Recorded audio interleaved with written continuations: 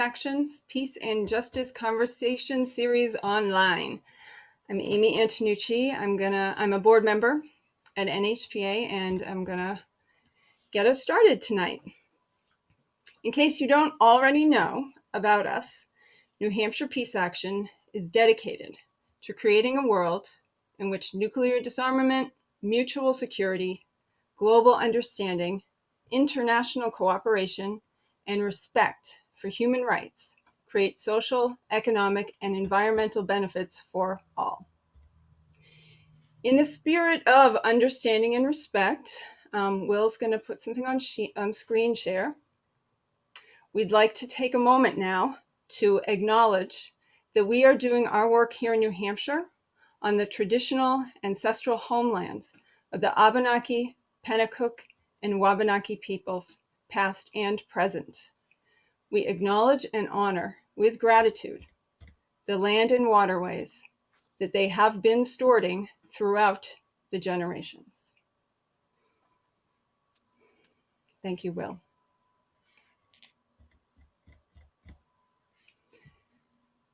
And thanks to Indigenous New Hampshire for that graphic.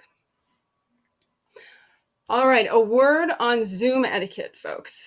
We are really happy to have you keep your video on, if you don't mind, since we're recording.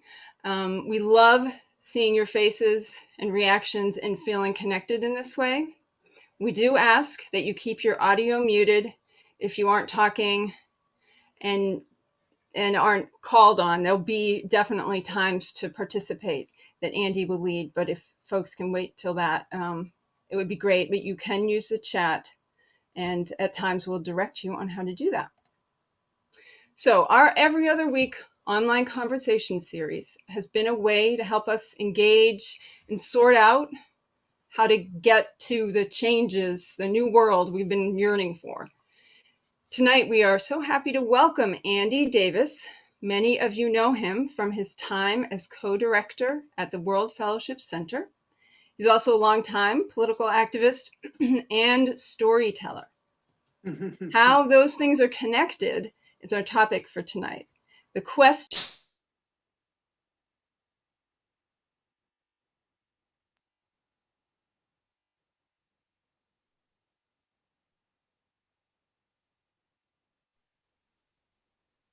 We lost the audio.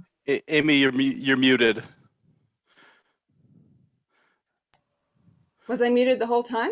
No, the last couple of sentences. That's weird. I touched nothing. All right. Okay. The question for tonight, is that a good place? Sure. That's where I'm jumping back in. All right. How might we make a peaceful, sustainable, compassionate, anti-racist society irresistible by connecting our listeners to heroes past and present, tapping into currents of folklore and oral tradition, and sharing stories of our own? That's a big question, and Andy's gonna tell us. No, he's gonna lead us in a discussion of it. Go for it, Andy. Thank you for being here. Awesome.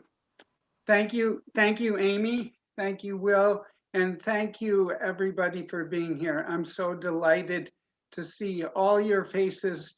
And there are so many stories in this room, and so many of your stories intersect with mine.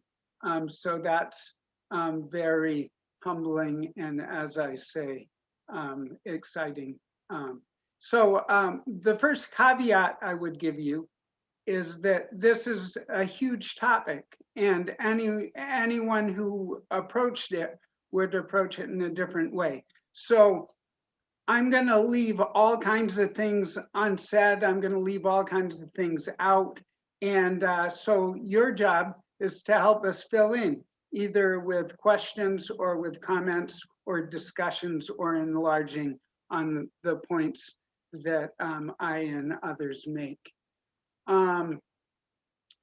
So I'm also going to try to be super brief so that we can get to the collaborative part of our program.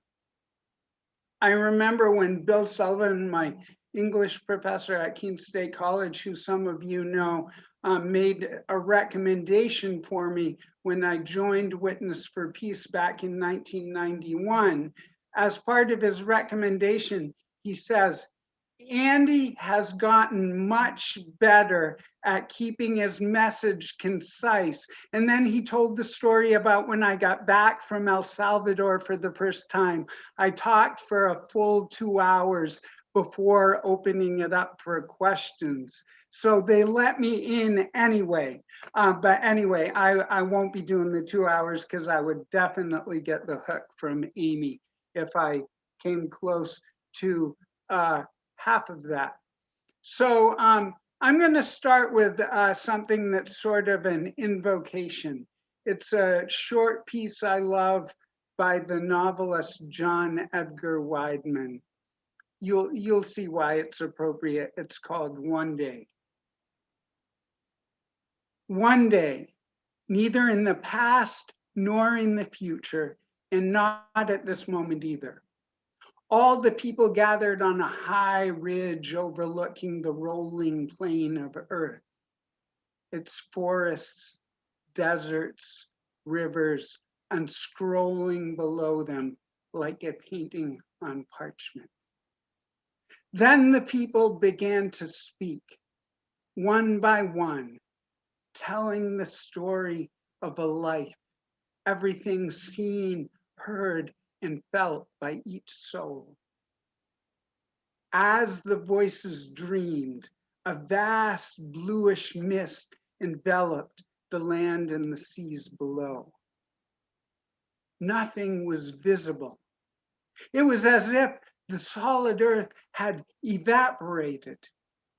Now there was nothing but the voices and the stories and the mist. And the people were afraid to stop the storytelling, but afraid not to stop because no one knew where the earth had gone. Finally, when only a few storytellers remained to take a turn, someone shouted, "Stop! Enough!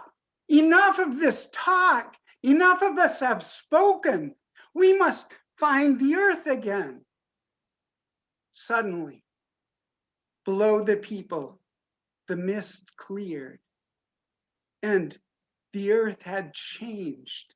It had grown into a shape as new and wondrous and real as the words they'd spoken.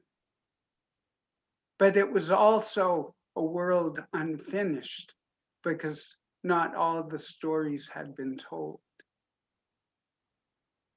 Some say death and evil entered the world that day because not all the people had a chance to speak. Some say the earth would be worse than it is if all the stories had been told. Some believe that the untold stories are the only ones of value and that we are lost if they are lost. Some are certain that the storytelling never stops. And this is one more story. And the earth always lies under its blanket of mist, being born.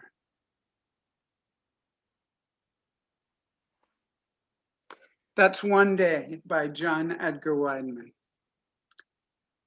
So I'd like to take a moment for us to remember those whose stories we carry, who have gone before us, those who have inspired us to do the work that we do, but are now with the ancestors.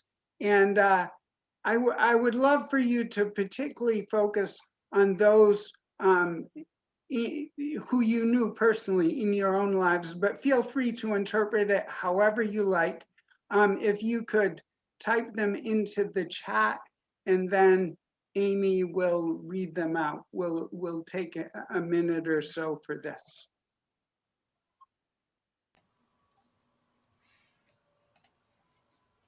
Can you just clarify that one more time? Feel free to write the name of anyone who went before, people who have passed on, who are part of your story or whose stories you carry forward.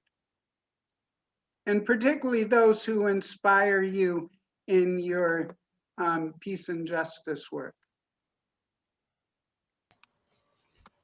I'll get it started by speaking Macy Morse.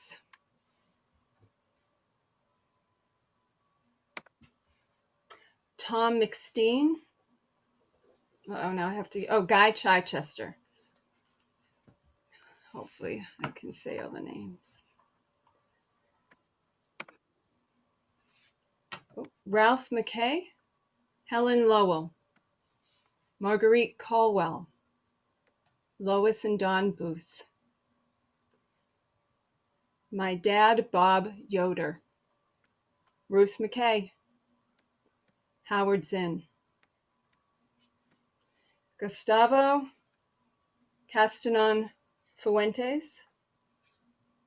Jay Whitecrow, D. Arthur Magaziner, my mother, Hilda Taylor, Martin Luther King, of course, Ted Schumacher, my dad, says Janet, Tom Hanna and Sid Gerard,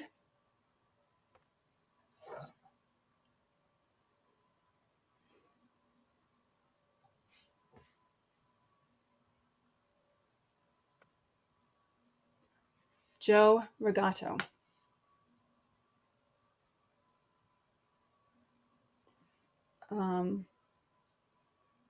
Burton and Zelda, parents of, I think it's Shauna or Shayna.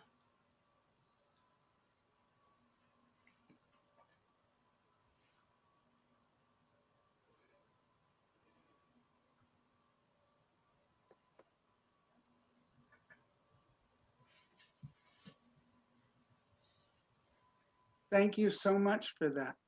Should we all say a presente? Sure. All right, and lead us, Andy, lead us in that. Yeah, I'm not sure how to keep it simultaneously. How about 3, 2, 1, presente? 3, 2, 1, presente. Presente. Thank you. You may have already figured out this will be a slightly different peace and justice conversation, even though I recognize that there's no template and that they're all different. But some of the others impart useful information that you can use in your work. They're educational, but this is just bald-faced evangelization for the cult to which I belong. So thank you for agreeing to be part of this indoctrination. It's really nice to have everyone here.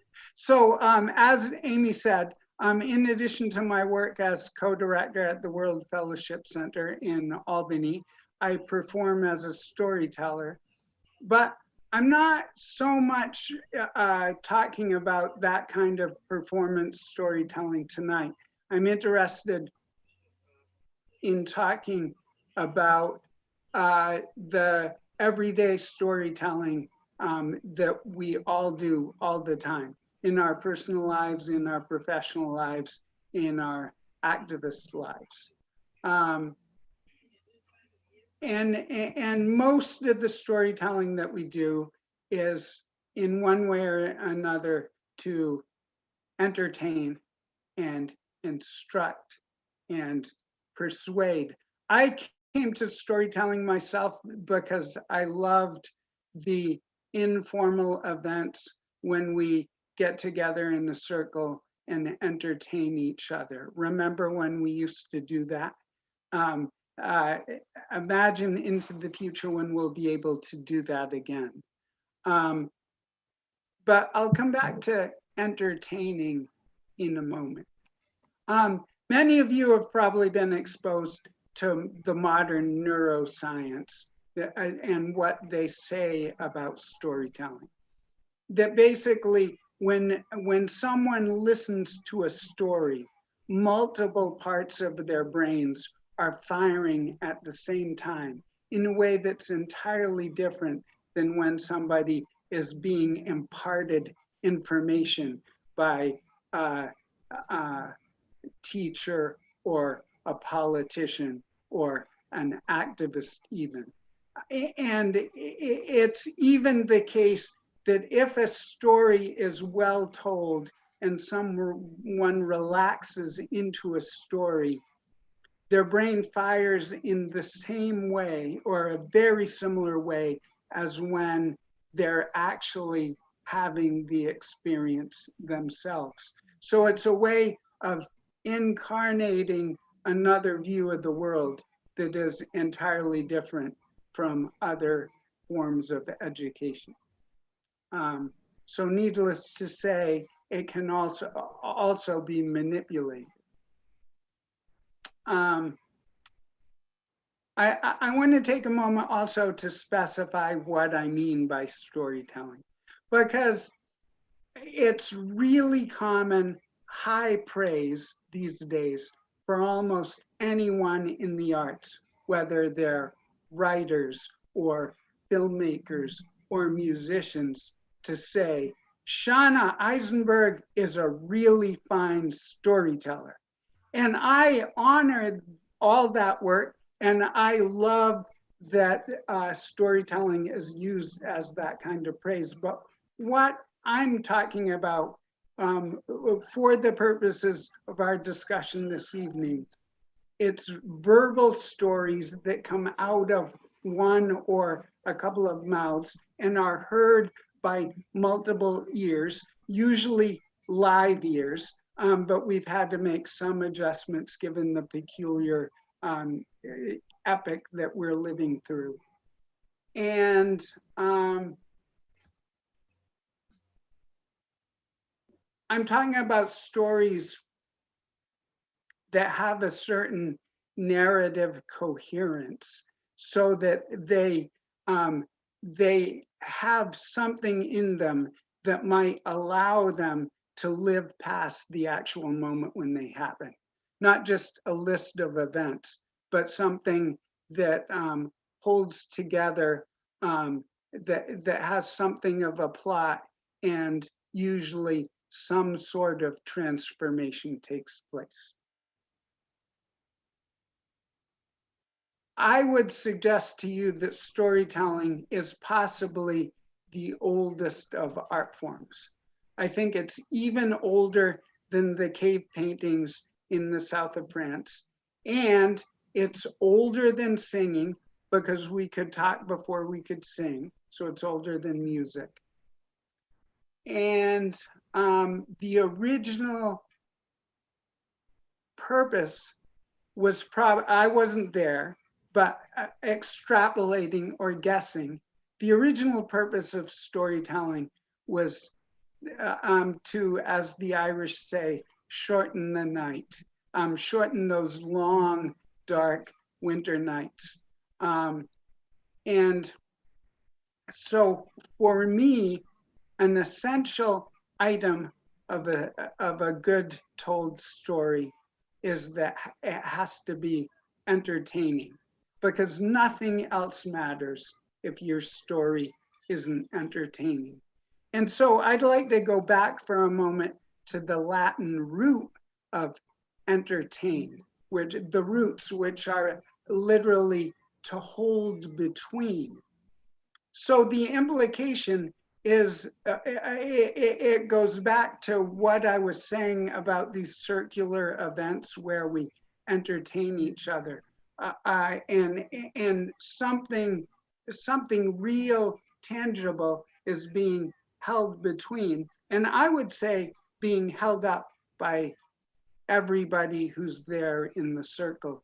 There are three elements, three active pieces to storytelling.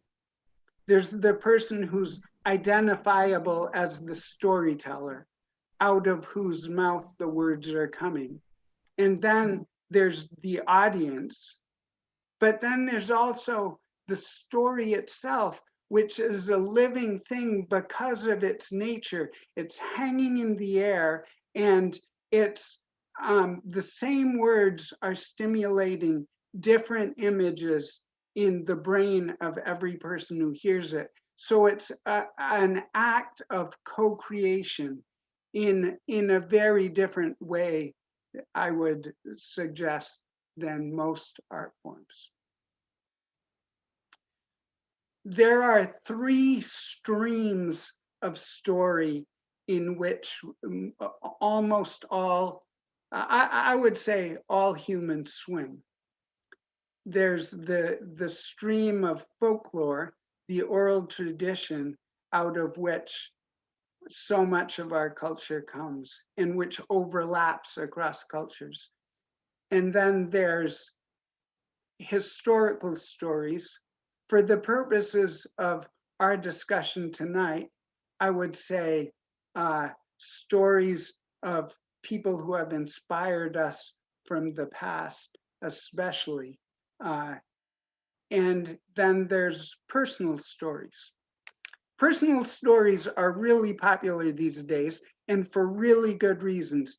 They're the most relatable stories, I would say, especially when told casually by all kinds of people. But one distinction I would make is that personal stories live in the present and possibly in the future, while the other kinds of stories live in the past, the present, and hopefully in the future. So I love the way certain kinds of stories bring people into the circle, not just the ones who are physically with us, but people from both the past and the future.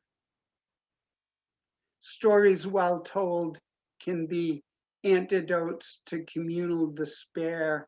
They can bring us hope, and they can inspire us to action.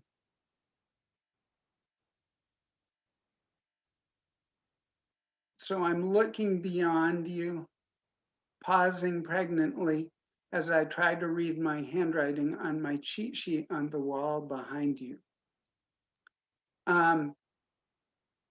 What I'm getting at is that for me, storytelling is, and I don't mean this to be off-putting language for anyone, but storytelling is almost a spiritual practice because of the way in which it connects to people and the way in which it expands the circle and the way in which it expands the circle of sympathy and understanding if stories are being told for the right reasons.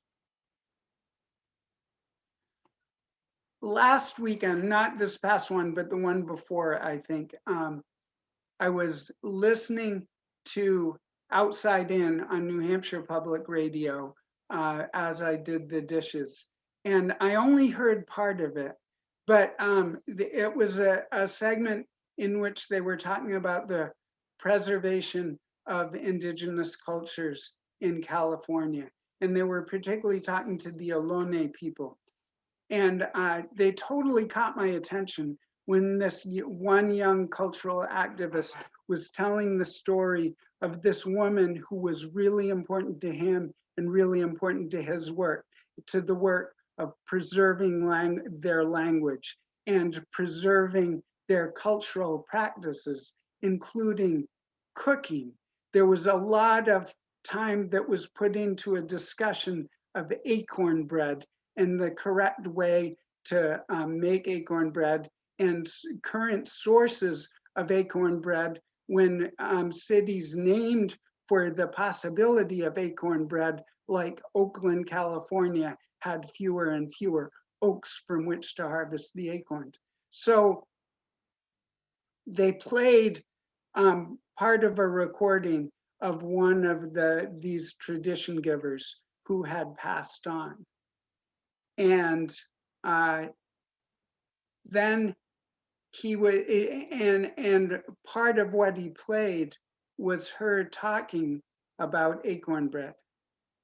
And after the recording stopped, he said, I'd love to be able to feed her and to feed them, the other tradition givers who are no longer with us.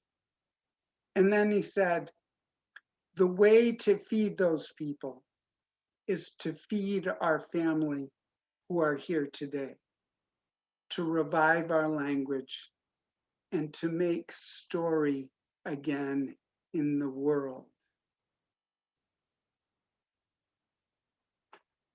So I'm fortunate to have a job in which there's a really great proto story in the center of it. Many of you know that one of the directors of World Fellowship back during the McCarthy era was subpoenaed by Attorney General Louis Wyman to turn over lists of guests and staff so that junior varsity Senator McCarthy type could scrutinize the lists for suspected communists.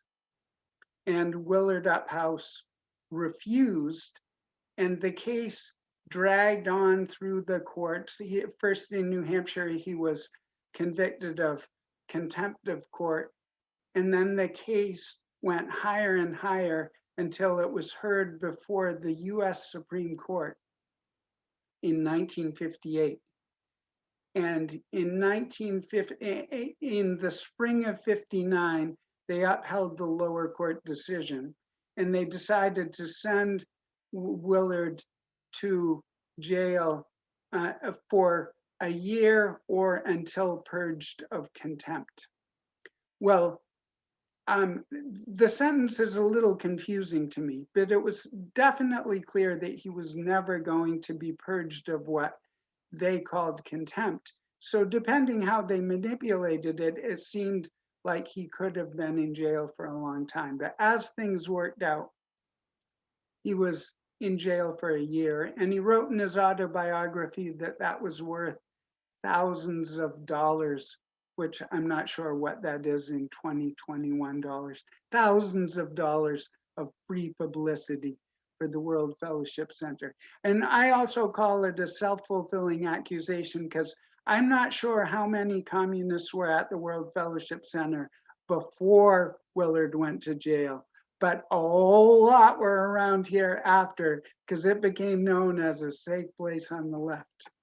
So I could go on about Willard, but the point I want to make is that I think all of us in one corner or another of our lives have these kinds of stories. For me, the story of Willard Uphouse elevates me and elevates World Fellowship, because every time I tell it, I'm reminded of the stand that he took and the standards to which we should hold ourselves, and the magnificent actions of which we're capable.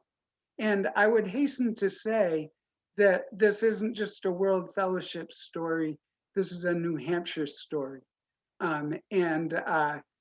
If you don't know the story of Willard Uphouse, claim that story and tell it as a story of how things played out in a previous era of New Hampshire history.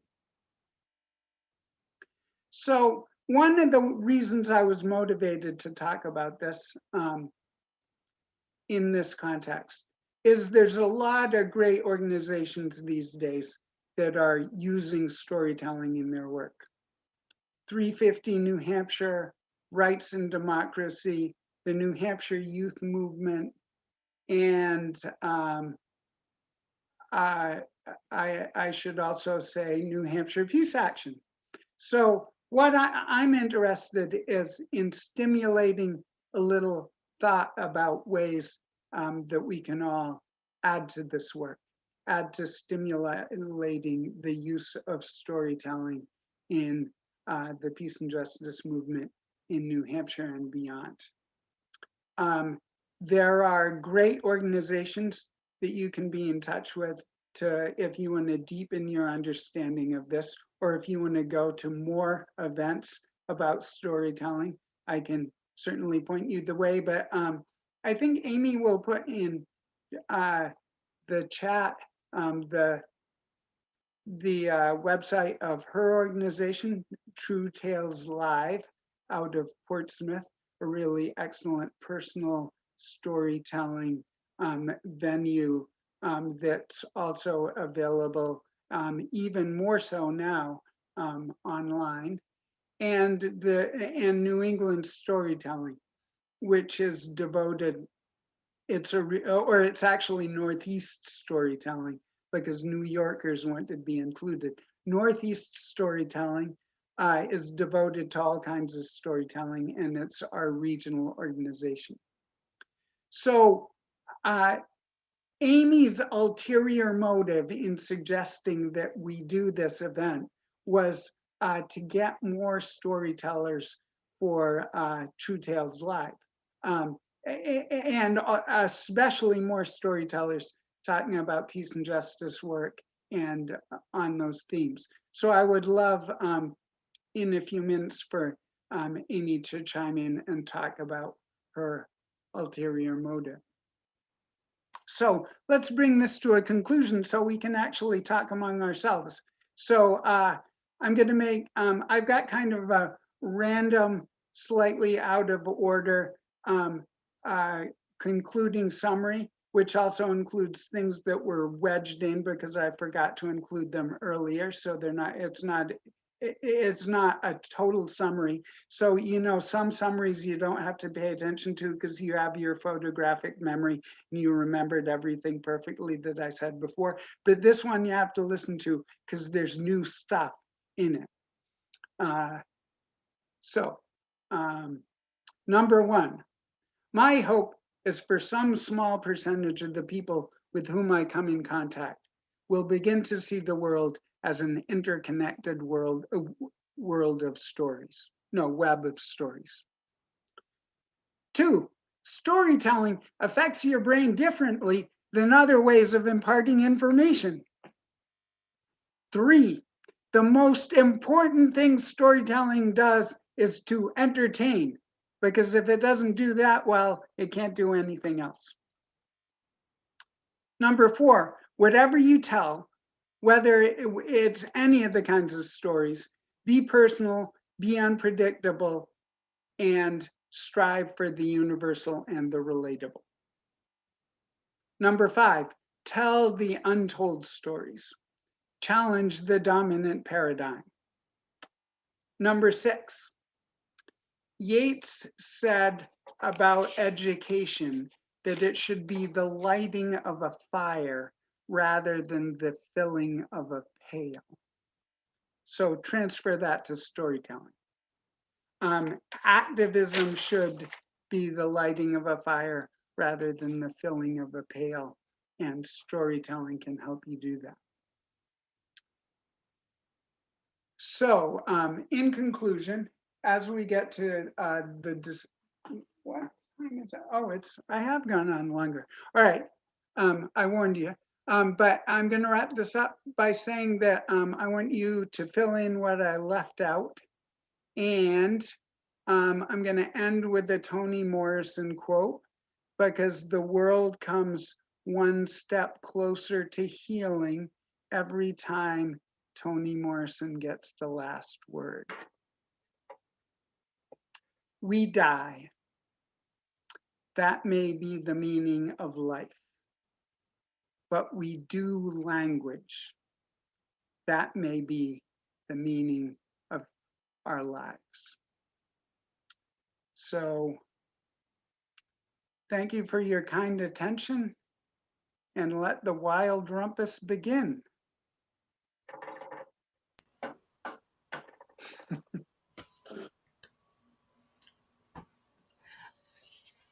Andy, there are some questions in the chat. Do you want me to start with those?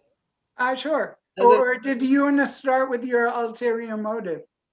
No, we let's start with questions. I'll Okay. get to it. Okay, good.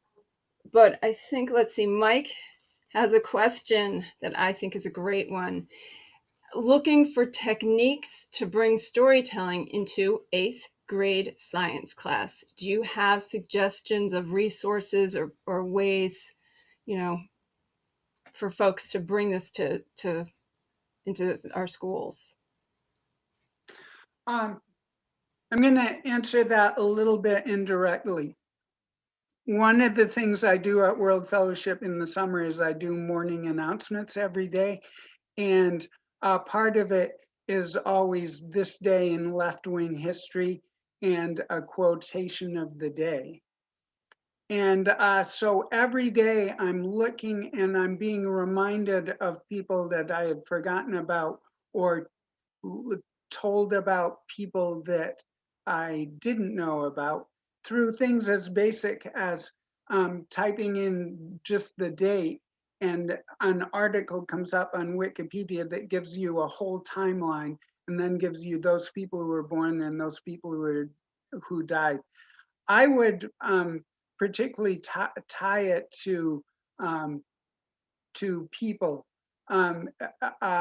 You know, telling the story of Galileo, or telling the story of the Mayans and their discovery of zero, or what they did with astronomy, or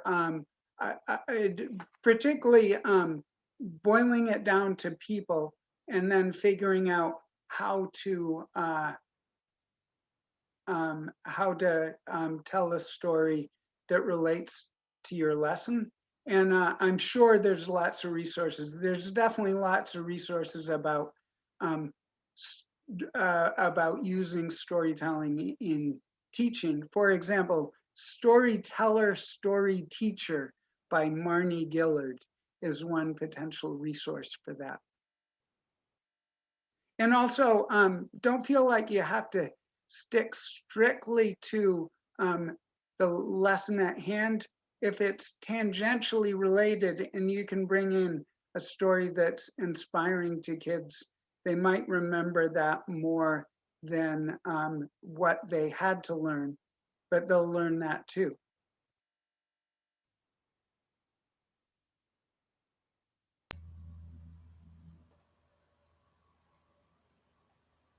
Hope that was helpful, Mike, and everyone. I'm not seeing anything more in the chat at the moment. Andy, is there a specific question you're posing to ask people? No, I would love to take this in any direction. I would love to have it be as free-forming as possible, and feel free to, as long as it doesn't drive Amy too crazy, feel free to just raise a hand and speak a question also. I'm not a super fast typer, so I always get a little flustered when I have to type in the chat.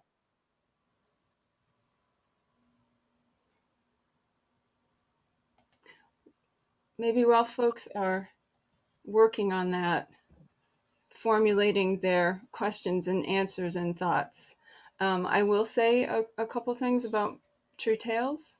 I guess the sort of short story is, for many years, especially in the Seacoast, I organized all sorts of programs, mostly around peace, justice. So this is really starting in 2001.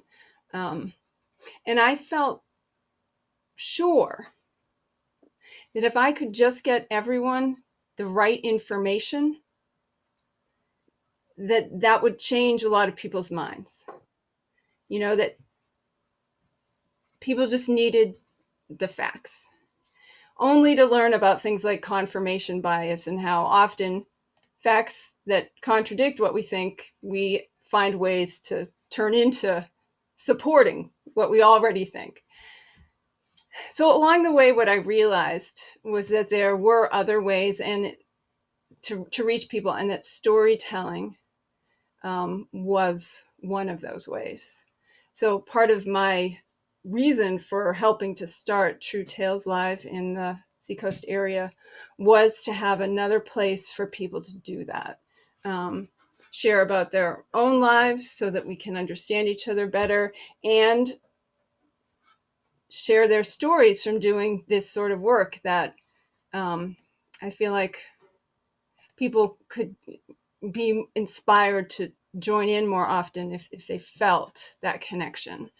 And this, every year we have a show that the theme is activism. It's not always called activism, but that's the idea. And this month is our activism show, and it will include a story from Arnie Alpert, and you're all invited.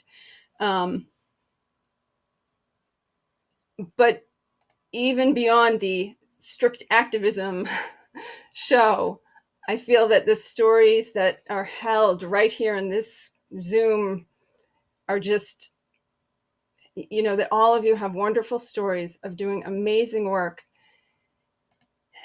that I feel would inspire lots of people. So I definitely hope that you'll consider that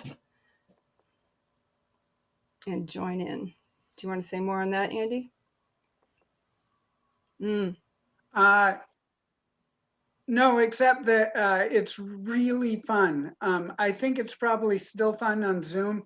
It's really fun in person to go into their quaint old studio bordering Strawberry Bank in Portsmouth. And they're so affirming, and they take such good care of their tellers and the audience. And they give great workshops. Keep in touch with Amy and she'll let you know when the workshops are. And it's, you know, it's also just a fun recreational thing to do if you don't end up using, like, don't feel like it's a commitment. Like if I go to the workshop, I'm absolutely gonna have to tell. That's definitely a possibility and could work out very well, but it could just be a thing to play with.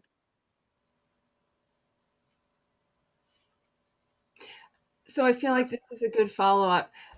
Cheryl, I'm going to invite you to unmute and ask your question,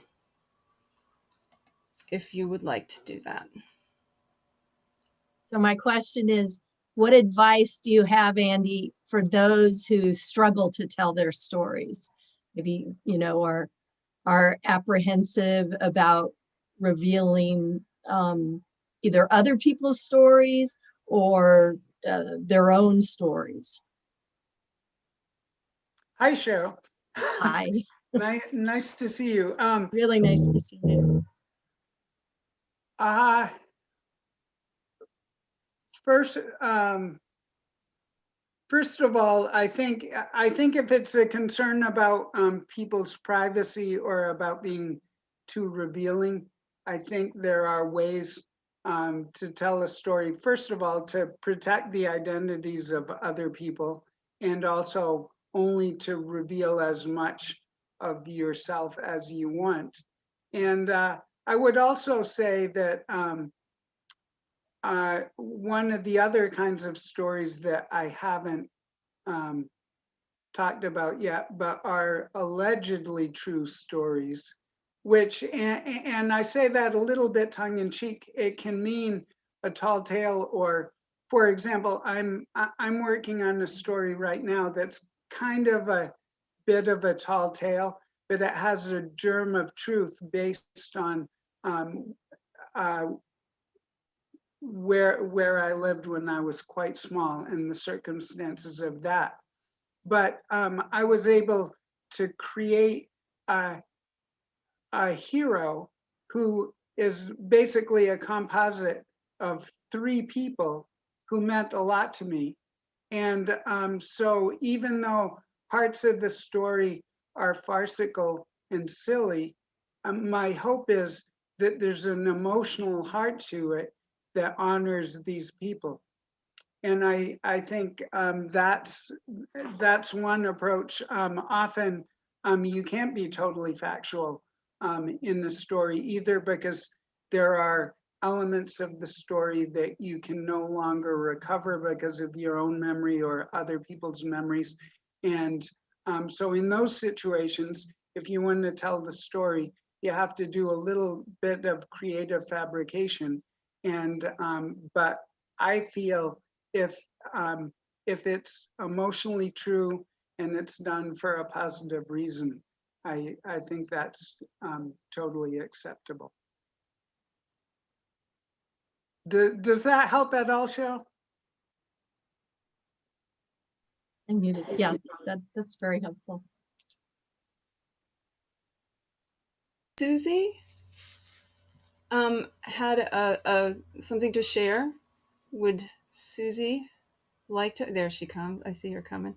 Why don't you say something about the comment you made? Well, let's see, what did I say? I think that you have to have an active listeners, and you also need to be able to read your audience as you tell the story or finish the story. Absolutely.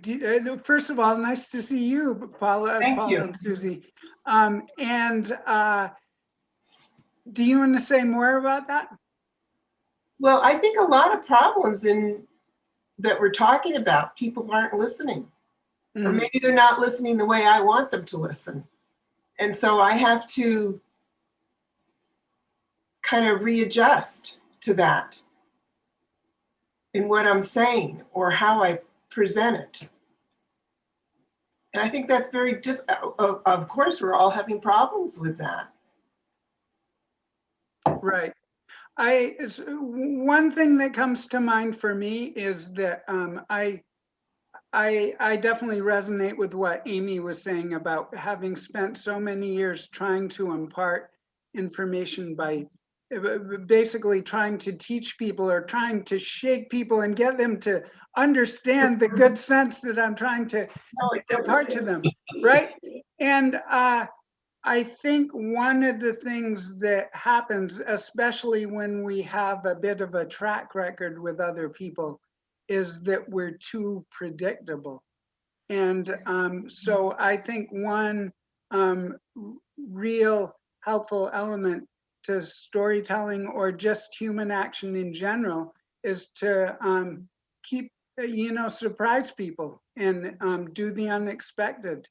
And agree with them, even if it's about the biggest, tiniest thing. Yeah. I can see where you're coming from. That's enough. What was that, Susie? I can see where you're coming from. That's there's one of the great lines in Wendell Berry's Mad Farmer's Manifesto is, "Be like the fox who makes more tracks than necessary, some in the wrong direction." I like that. That's good. Yeah. Yeah. All right, there are more folks who would like to join in here. Hey, Donna, do you want to unmute and share the resource that you are putting out there? Sure. Sorry, I don't have a camera on my laptop, but as Andy was talking and as I'm listening to the conversation, I pulled out the book that I use in my classes when I'm teaching counselors, and it's called Crow and Weasel. Oh, yeah. Barry Lopez, isn't it wonderful? Mm-hmm. And that quote that I put into the chat, people might have already read it, but it really speaks to, and it speaks to having the courage to be able to put words together to say out loud to someone else about your experience. I mean, that's what it's all about, a coming of age story of teenagers, Crow and Weasel. And the quote, "The stories people tell have a way of taking care of them. If stories come to you, care for them and learn to give them away where they are needed. Sometimes people need a story more than food to stay alive. That is why we put these stories in each other's memories." And people in my classes really lean into that, particularly as it speaks to the words that are spoken by someone who struggles to speak, or the words that are spoken about an invisible experience that people ignore or distort, or they overtell someone else's story. So I just wanted to include that. Thank you, Donna. Thank you. I'd like to invite, and is it Siddhartha? Am I saying your name right? You had a question that if you'd like to unmute and ask, go for it. Yes, thank you very much. Delighted to be part of this group. It's my first session with all of you. I had a couple of questions. When Andy says that a story should be entertaining, is that the end, or is that the means to an end, which is edification rather than entertainment? That's my first question. Okay, very, very quickly. I think both. Let me put it this way.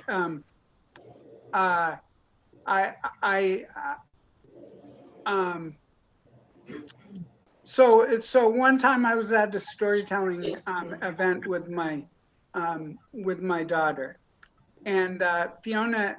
After I asked Fiona what she thought of the stories that were told, and she said, "I really don't have much patience for stories that don't have a point." And what she was getting at was basically that aren't trying to make the world a better place, that don't have a political point. And I said, and at that point I was working, I forget what story it was. Oh yeah, it was a story from my youth in which there was this incorrigible dog that was humping this friend of mine and chased him across town, humping him all the way. And there, ultimately, Siddhartha, I'll tell you, there, I managed to work a tiny little sort of teaching point about being nice to your cooks, because you don't know what they might have been through earlier in the day, because we were cooking in a restaurant together. But I told Fiona, if you just judged me on that one story, you'd say, that Andy Davis, he's such a frivolous, superficial person. So my point is, we have to have stories for all purposes. And sometimes we draw people in with, and sometimes we just need entertainment. And that's fine too. But I definitely honor and appreciate the stories, especially stories from folk traditions and so forth that are teaching stories. And yeah, I mean, that's one of the wonderful things about storytelling is there's no one reason to tell, but I do feel like if a story is not entertaining on some level, you know, like even a teaching on Aesop's Fable, kids are going to listen to an Aesop's Fable because they want to know, somehow they're invested in what the fox is doing. And then they get the moral at the end. Thank you. That makes a great deal of sense to me. My final question was that the stories that make a difference in terms of life and death in a society that is deeply rent, that may descend into ethnic cleansing, those stories are usually the most difficult to tell because two or more sides are so deeply polarized. I went to Germany at one time on a research trip to write about the German experience. And one of my interlocutors in Germany gave me a set of books, 4 or 5 of them. She was a Gentile and a German. But what has stayed with me over the last 15 years is that one of those 5 books was a Nobel Prize winning book about the Holocaust by Imre Curtis called Fatelessness. It was a signal to me, a very important one, that in telling the German story, I could not overlook what happened to the Jews in Europe during those times. So she was able to do that because this was another Germany. But if I had gone 30 or 40 years before, she probably wouldn't have been able to give me a book about Jewish life in Germany. So how does one get around that taboo when the environment at large is very fraught? Great question. I would first humbly say it might be beyond me, but I was wrestling recently with I read King Leopold's Ghost, Adam Hochschild's book about the Congo, and I was trying to imagine how to tell some portion of that story. And of course it's horrific, and it's another story of genocide. I think the answer is to do some version of what Hochschild himself did, which is to tell the stories of heroism and the stories of courage in the face of adversity. I struggled a long time about how to tell stories of the Holocaust because I felt like they needed to be told. I wasn't sure if I was the right person to tell them, and I wanted to figure out how to tell them in a way that, well, it brought people face to face with the reality that it also lifted people up. And so the one story that I found to tell was a story of tremendous courage in which one cousin risked his life to save his other cousin when it would have been possible for him to sit back and not do anything. So I think that's that has to be the answer. And that's like, I also, I was hoping my friend Judith Black, who's a wonderful, inspiring storyteller, who does a lot with climate change, would be here tonight. And one of the things that I've wrestled with when I've heard her tell some of those stories is that, for example, right now, people know how bad it is. And what people need is inspiration to act and inspiration to go forward and to band together and to change things. So for example, I don't necessarily think that stories that are going to inspire people to take action on climate change need to be about the current moment and need to be about climate change. They need to be about people who, in the face of collective numbness, managed to lift themselves and each other up to take action. And Andy, that is your last word. That's a beautiful place to have come to for us to wrap up here. And I'm going to share a few things before we do that. Okay, so thank you all so much. And we want to let you know that you can stay in touch with us. NewHampshirePeaceAction.org, or look us up on Facebook to learn more about the work that we're doing and what's next in the conversation series. I'll tell you that in 2 weeks, March 29th, Compassionate Listening in Alabama is the program, followed on April 12 by Is Russia Truly Our Enemy? In both cases, Connecting Through Story features strongly. Also, this series is free and open to all, but if you are able to contribute at this time, your financial support helps New Hampshire Peace Action keep doing the work. I'll put in the chat, it's NHPeaceAction.org, again, is where you can find out more about us and you can donate. I've also put some other links in the chat, to, for instance, to the activism show coming up, and Andy's going to share his email with us. And I know that Doreen will send a bunch of stuff out to from the chat to everyone who registered. So that pretty much gets us to 8 o'clock, and I'm sorry, yeah, 8, that's right. And thank you all so much for being here. It was great to have you, and join me in visually thanking Andy. I'm so happy to see so many of you, and so many of you are so dear to me, and I didn't get to say hi personally, but I'm so honored and happy that you came. And so keep up the good fight, and thanks so much.